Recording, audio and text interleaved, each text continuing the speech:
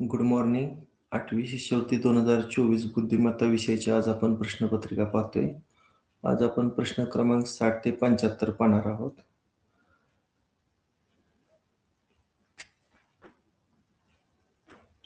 वाटते 60 पर्यंत आपला प्रश्न झालेला असतील. बघा 61वा प्रश्न आहे. मीनाक्षीनं पिवळ्या पिशवीतील हिरवी वही बाहेर काढली. या वाक्यात इकारांत अक्षरे किती आहेत? इकारांत म्हणजे दुसरी वेलांटी. आता इथं क्षीला बघा दुसरी वेलांटी आहे. पुन्हा पिशवीतील त्यात वीला पण दुसरी वेलांटी आहे आणि तीला पण दुसरी वेलांटी आहे. हिरवीमध्ये वीला दुसरी वेलांटी आहे, वहीमध्ये हिला दुसरी वेलांटी आहे आणि काढलीमध्ये लीला दुसरी वेलांटी आहे. म्हणजे एकूण किती झालं इकारांत अक्षर बघा बरं. 1 2 3 4 5 आणि 6. म्हणजे या वाक्यात किती इकारांत अक्षरे आहेत? 6. म्हणून 61 पर्याय क्रमांक किती? 1. बरोबर ना? बर, पुढं दिलेल्या अक्षरमालेतील प्रत्येक गटातील पहिले, दुसरे व पाचवे अक्षर घेऊन नवीन अक्षरमाला तयार करायची. पहिलं, तिसरं आणि पाचवं घ्यायचं. हे पहिलं, तिसरं, पाचवं. या गटात पहिलं, तिसरं, पाचवं. पहिलं, तिसरं, पाचवं. या गटात पहिलं, तिसरं, पाचवं. पहिलं, तिसरं आणि पाचवं.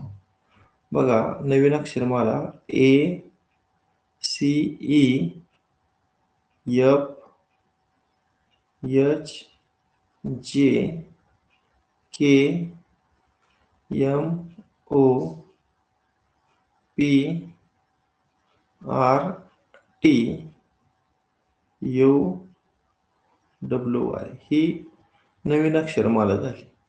आता पीच्या दोन्ही बाजूस इथं पी अक्षर आहे. आता दोन्ही बाजूस समानांतर असणारी जोडी आपण पहिली चेक करू, जी आणि डब्ल्यू.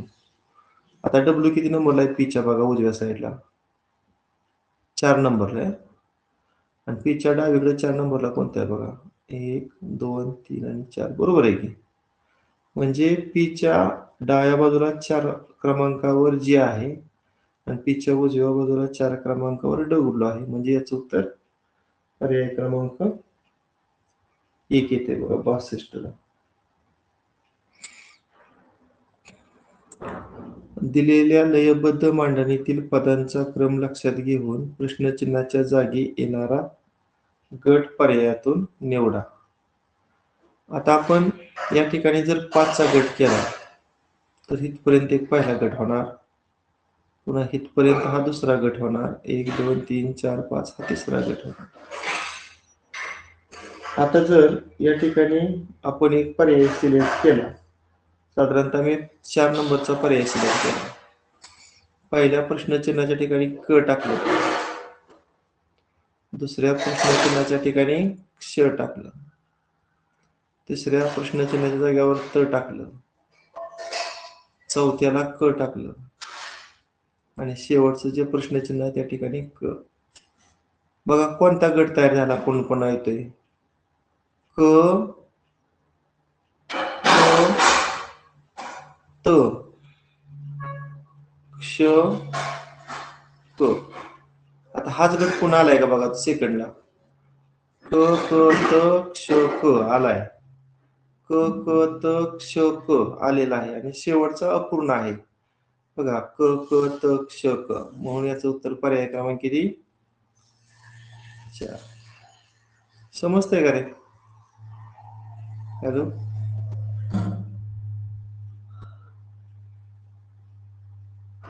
अरे समजतंय का? हो सर. हा, आता ह्याचं तुम्ही उत्तर सांगा बघू. मग 4 प्रश्नचिन्हाच्या ठिकाणी कोणते अंक येतील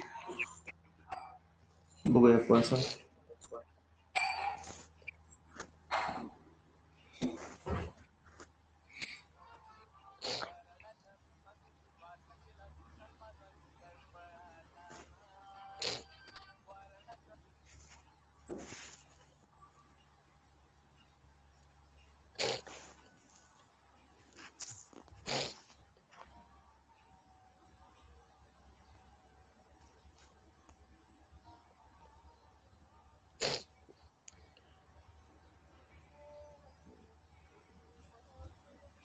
आता 64ला त्यांनी उत्तर दिले पर्याय क्रमांक 1.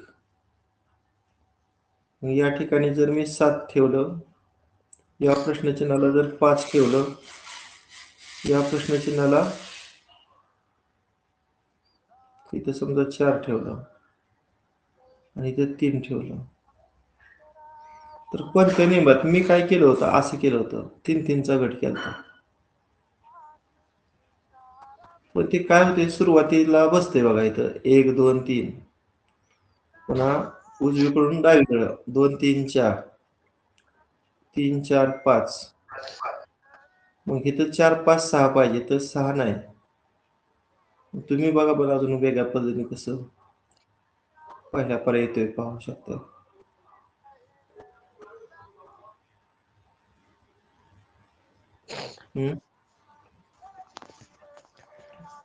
हे उदाहरण मला सुटलेलं नाही, मला नंतर सांगा वाटल्यास. ठीक आहे, आपण हे पेंडिंगला ठेवू. नेक्स्ट, आता वेगवेगळ्या प्रकारची चिन्ह आहेत. आपण 5 चिन्हांचा एक गट केला, ह्या पुन्हा ह्या 5चा एक गट केला, 1 2 3 4 5, ह्या 5चा एक गट केला आणि राहिलेल्या 5चा एकूण 4 गट होत आहेत. आता जे गटामध्ये चिन्ह नाही ते भरायचं, वर्तुळ, त्रिकोण, चौकोन, फुले आणि अधिक. आता या गटात कोणतं चिन्ह नाही सांगा. फुले आहे, चौकोन आहे, त्रिकोण आहे, वर्तुळ आहे, म्हणजे नाही कोणतं, अधिक चिन्ह. म्हणजे ह्या प्रश्नचिन्हाला अधिक भरायचं. दुसऱ्यात अधिक आहे, त्रिकोण आहे, वर्तुळ आहे, फुले आहे, म्हणजे चौकोन नाही, म्हणजे ह्या प्रश्नचिन्हाला चौकोन भरा.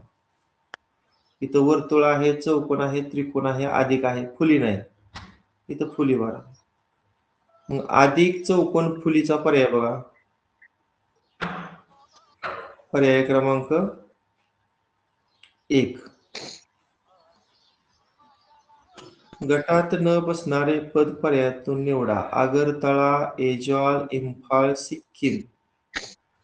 आता ह्यातल्या राजधानी आहेत, बरोबर आहे ना? मला सांगा, आगरतळा कोणत्या राज्याची राजधानी आहे? आगरतळा कोणत्या राज्याची राजधानी आहे? कोण सांगते? हा,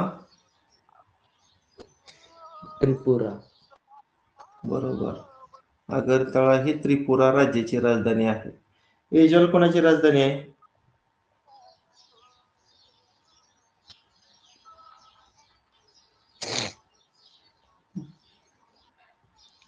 कोणत्या राज्याची राजधानी?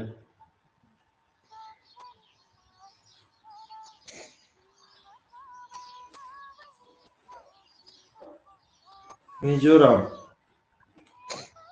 इम्फाळ कोणाची राजधानी आहे? मणिपूर. बरोबर, मणिपूर या राज्याची. आणि सिक्कीम हे काय आहे रे? राज्य. राज्य आहे. आणि सिक्कीमची जर राजधानी माहित असेल तर काय आहे सिक्कीम या राज्याची राजधानी? गंगटोक.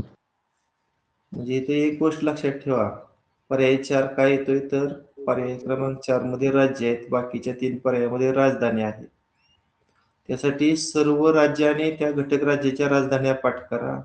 केंद्रशासित प्रदेश असतील किंवा बऱ्याच वेळा देशाच्या सुद्धा राजधान्या विचारात घ्याव्या लागतात. म्हणजे बघा, भूगोलाचा संबंध सुद्धा बुद्धिमत्तेशी आहे. आता यातला विसंगत आकृती कोणती निघते बघा, वेगळी आकृती. मी आता फक्त अधिक चिन्हाचा विचार करतो. अधिक चिन्ह हित आहे, ते प्रति गटीवर दिशेनं हित आलं बघा, ह्या बाजूवर. आता हित यायला पाहिजे होतं की नाही, इथं दिसत नाही. आता बरोबर पुढे गेले, बरोबर इथं अधिक पाहिजे, तिथं गुणिले आले, म्हणजे विसंगत आकृती कोणती निघते?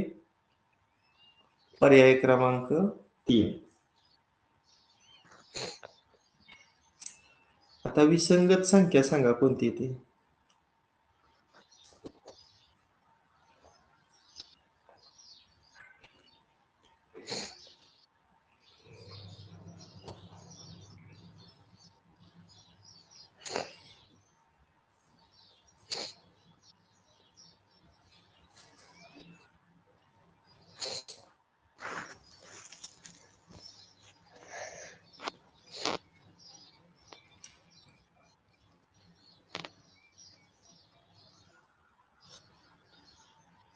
घन वर्ग माहित असतील तर सुटाली.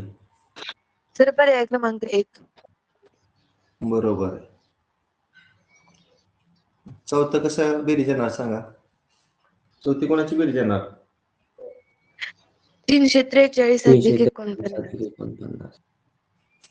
म्हणजे 7चा घन आणि 7च्या वर्गाची बेरीज. आणि शेवटी सांगा 512 अधिक 64. 512 अधिक 64. 512 कोणाचा घन? 8चा. 8चा घन आणि 64 8चा. 8चा. म्हणजे त्या नियमानुसार 3 संख्या आहेत n घन अधिक n वर्ग. फक्त जी पहिला पर्याय आहे तो काय आहे? n घन वजा n वर्ग. म्हणून पर्याय क्रमांक 1 वेगळा घटक. नेक्स्ट.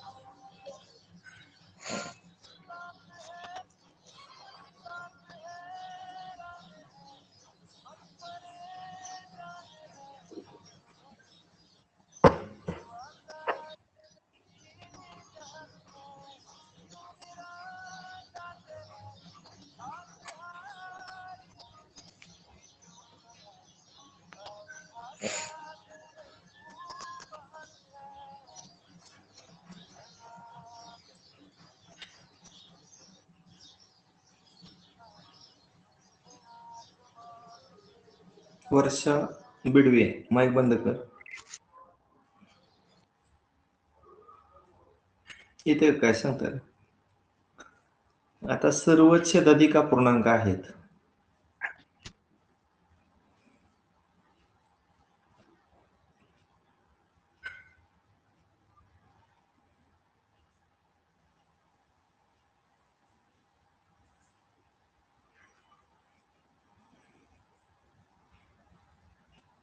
असं होईल का रे? आता हा छेद 3च्या पाड्यात आहे, हा छेद पण 3च्या पाड्यात आहे, हा छेद पण 3च्या पाड्यात आहे. मात्र इथं जो छेद 28 आहे तो 3च्या पटीत नाही. म्हणून पर्याय 3 निघाला. असं करता येईल का?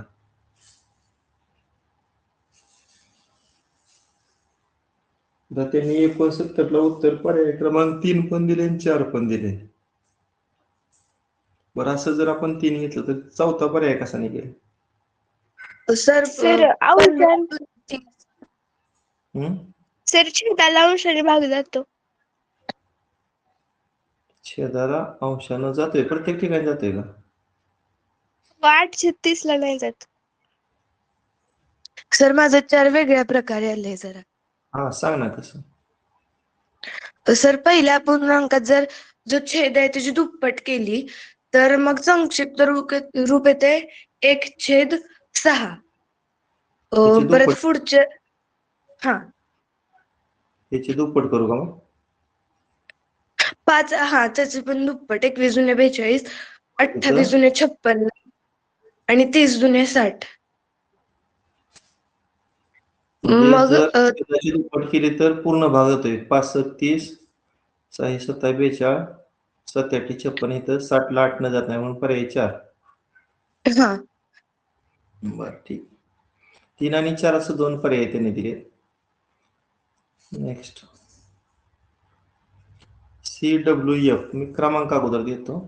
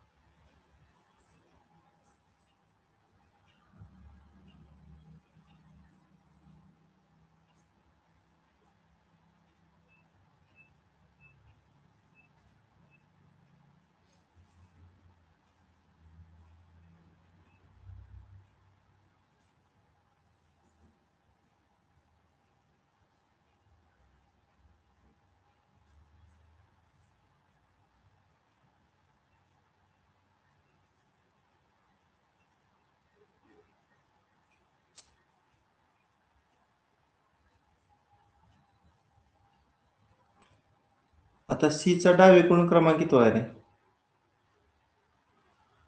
तिसरा. आता W चा उजवीकडून क्रमांक विचारत या. तिसरा. आणि F चा डावीकडून क्रमांक बघा. 6. म्हणजे काय नियम झाला? पहिल्या अल्फाबेटचा डावीकडून क्रमांक अधिक दुसऱ्या अल्फाबेटचा उजवीकडून क्रमांक बरोबर तिसऱ्या अल्फाबेटचा डावीकडून क्रमांक. आता D चा डावीकडून क्रमांक किती आहे? 4. V चा उजवीकडून क्रमांक बघा. 4. आणि ह्या दोघांची बेरीज इथे 8 आणि डावीकडून 8 क्रमांकाचा अल्फाबेट कुठला आहे? H. इथे H आहे का? नाही. त्यामुळे मला वाटतं हा पर्याय. आता बाकीच्या ठिकाणी बघूया हा नियम लागू पडतोय का. F चा डावीकडून क्रमांक किती आहे?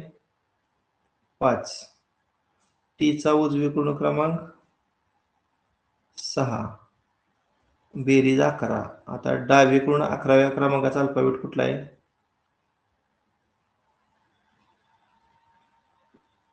नाही, F च लिहिताना चुकले की आपले.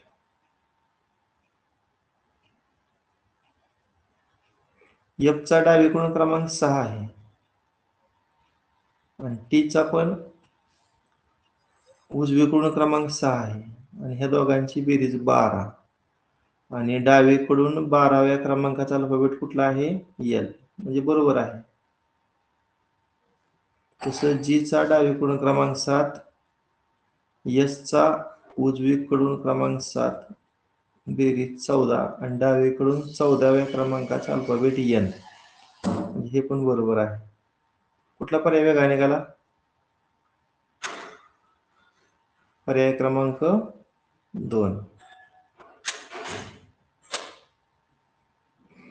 खालील प्रश्नाकृती पूर्ण करण्यासाठीचा योग्य पर्याय निवडा. बघा ह्या पावभागामध्ये कोणती आकृती बसते? ही रेषा अशी पुढे जाणार, ही वर येणार, ही पुन्हा खाली येणार आहे का नाही? पर्याय क्रमांक 2. पुन्हा ही इथे येणार. हा जो भाग आहे तो तसा पूर्ण होणार.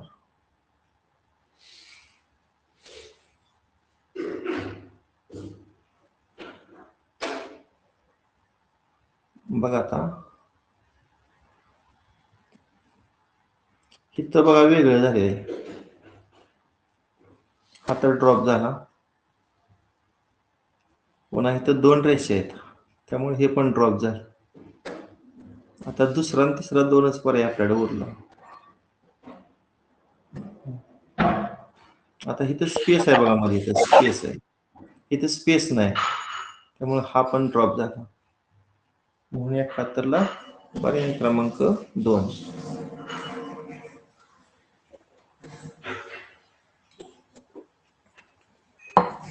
खालील प्रश्नाकृतीशी तंतोतंत जुळणाऱ्या आकृती. आता एक एक इथं 2 रेषा आहेत बघा इथं. त्यामुळे ही ड्रॉप झाली. सर पर्याय क्रमांक 4. 4 येते का? बरं, का सांगा?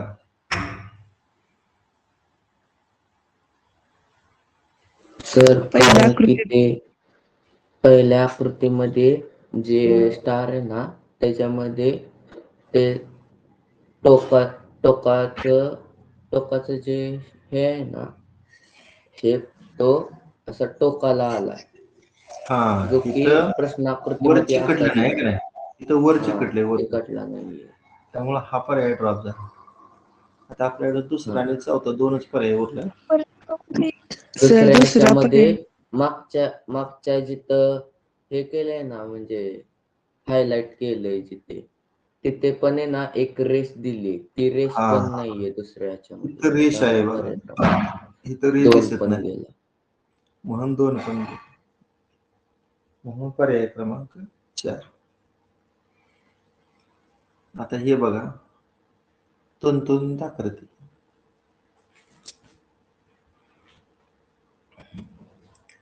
इथं रेषा किती आहेत बघा, इथं उभ्या 3 आहेत. इथे किती आहेत मोजा? 4 आहेत.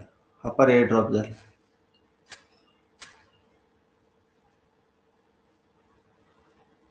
पर्याय क्रमांक 3 सर. पर्याय क्रमांक 3 सर. 3 कसं?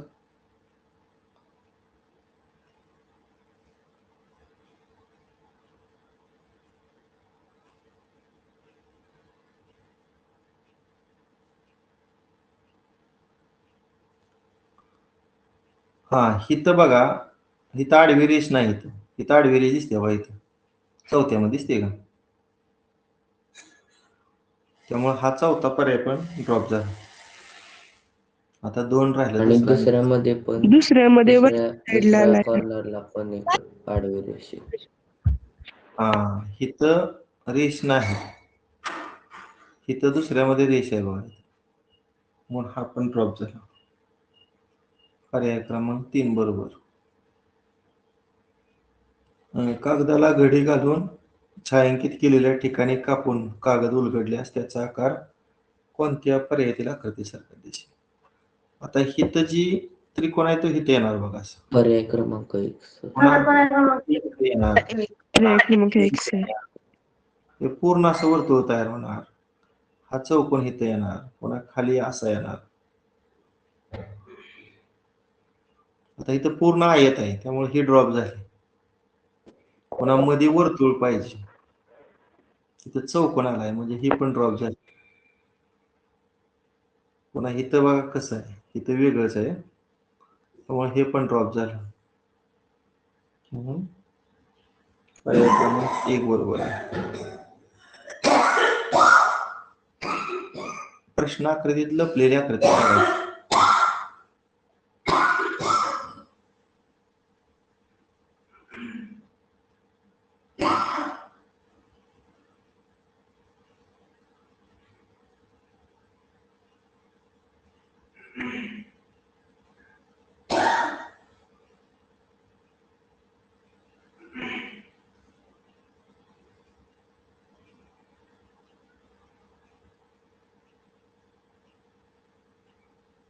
कुठली ती? सर पर्याय क्रमांक 2. पर्याय क्रमांक 2. अशा पद्धतीनं आजच्या तासिकेला आपण या ठिकाणी 2024च्या प्रश्नपत्रिकेतील शेवटचे 15 प्रश्न पाहिले. राहिलेला 25ची प्रश्नपत्रिका आपण उद्या पाहूया. ठीक आहे, ओके.